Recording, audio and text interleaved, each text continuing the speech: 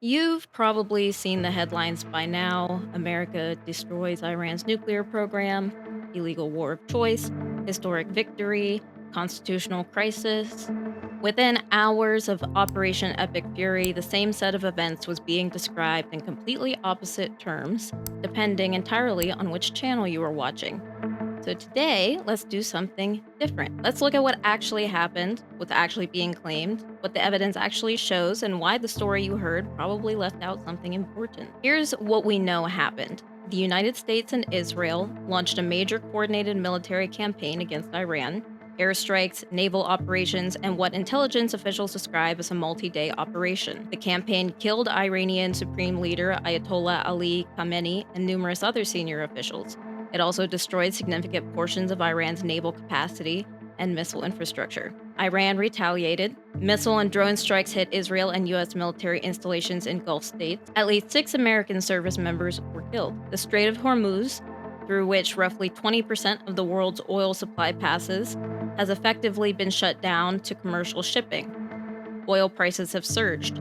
Global air travel has been disrupted, and financial analysts are warning of serious economic fallout if the conflict continues. That's the baseline. That much both sides largely agree on. But almost everything else, the justification, the legality, the strategy, and what it means going forward, is deeply contested.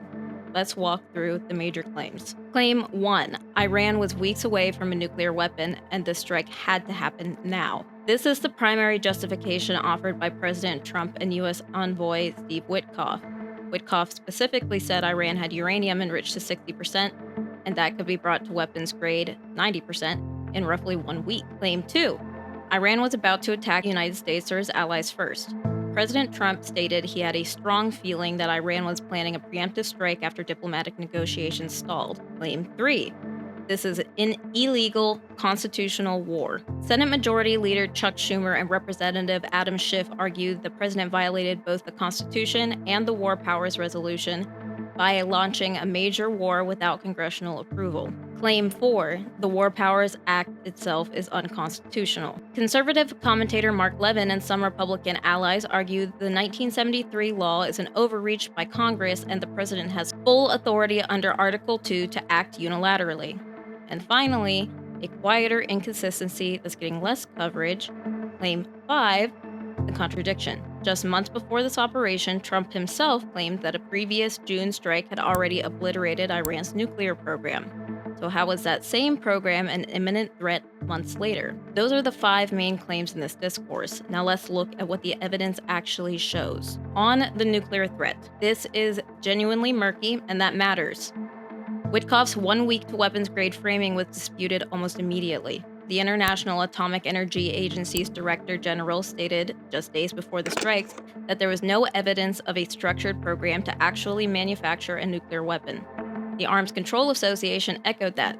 Yes, Iran had enriched uranium, but there was no verified decision to weaponize it. Now, that doesn't mean Iran posed zero nuclear risk. It means the claim of an imminent, days-away threat was not corroborated by the international body specifically tasked with monitoring it. On the imminent attack justification, here's where things get even more complicated. Congressional staff who were briefed by U.S. intelligence said that intelligence did not indicate Iran was preparing an unprovoked strike against the U.S. And notably, Secretary of State Marco Rubio himself suggested that any Iranian preemptive strike would have been a response to an already planned Israeli attack, not an independent first move. That's a significant distinction. A country preparing to respond to an attack it knows it's coming is legally and strategically different from a country planning an unprovoked assault. On the War Powers Act and congressional authorization, this is a legal debate with a long history, so let's briefly explain what the law actually says. The U.S. Constitution, Article 1, Section 8, gives Congress, not the President, the power to declare war. The War Powers Resolution of 1973 was passed specifically to define that boundary in the modern era. It requires the president to notify Congress within 48 hours of military action and limits troop deployments to 60 days without congressional authorization or a formal declaration of war. The administration launched this operation without seeking an authorization for use of military force, what's called an AUMF, from Congress. Now, presidents from both parties have pushed the limits of the War Powers Act for decades, and Mark Levin is correct that the Supreme Court has never definitively ruled the act constitutional. But it's also still a binding federal law that has never been struck down. Legal scholars are split. This isn't a made-up controversy. It's a real constitutional tension that's existed for 50 years and is now at the center of an active debate in Congress. And on the obliterated contradiction, this one doesn't require much legal analysis. If the administration claimed in June that Iran's nuclear program was destroyed and then used the threat of that same nuclear program to justify war months later, those two statements cannot both be true. Representative Schiff raised this on the floor, and it hasn't been clearly answered.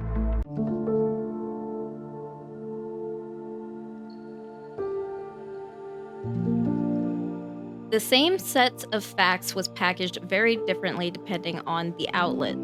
Conservative and pro-intervention media largely framed this as an unambiguous American triumph, a decisive blow against the state sponsor of terrorism. Critics questioning the president's authority were characterized as sympathetic to Iran or anti-American. The legal debate over congressional authorization was largely dismissed or ignored. Liberal and anti-intervention media framed the operation as a chaotic, unconstitutional disaster, emphasizing the lack of an exit strategy, shifting rationales from the White House, the deaths of U.S. troops, and the economic pain Americans will feel at the gas pump. Mainstream wire services and international outlets took a more factual approach, focusing on the ground reality. The shutdown of air travel, the closure of shipping lanes, the economic projections, and the rising casualty counts on all sides. What's important to notice is this: all three frames contain real information. The strikes were militarily significant. The constitutional question is real. The economic disruption is real and measurable. The problem isn't that any of these outlets lied outright, it's that each one selected which facts to emphasize and which to omit. So here's what both sides of this debate need to acknowledge before they can have an honest conversation. First, Iran's record is not in dispute. It has a decades-long history of funding armed proxy groups, attacking American assets, and pursuing nuclear enrichment. Anyone who waves that away isn't being serious. Second, the Constitution is not optional. Regardless of how threatening a foreign government is, the President of the United States does not have unchecked authority to wage a prolonged offensive war without congressional approval. That's not a partisan claim, it's the text of the law. Third, economic consequences are real and affect ordinary people. A major Middle East conflict involving the Strait of Hormuz doesn't stay in the Middle East. It shows up in your gas prices, your heating bill, and potentially in a broader economic slowdown. These three things are not in conflict with each other. They all need to be part of the same conversation. The problem is that most of the coverage you've seen has only been making space for one of them at a time. When a major geopolitical event happens, there's enormous pressure to pick a side immediately. Was this a great victory or a catastrophic mistake? Is the president a hero or a criminal? But most major policy events don't fit cleanly into either frame. The reality here is genuinely complicated. A militarily significant strike with legally questionable authorization based on at least partially disputed intelligence with serious and measurable economic consequences that we're only beginning to understand. The most important thing you can do right now isn't to pick a side, it's to ask which facts are being left out and why. That's the job of every informed citizen, and that's why we're here.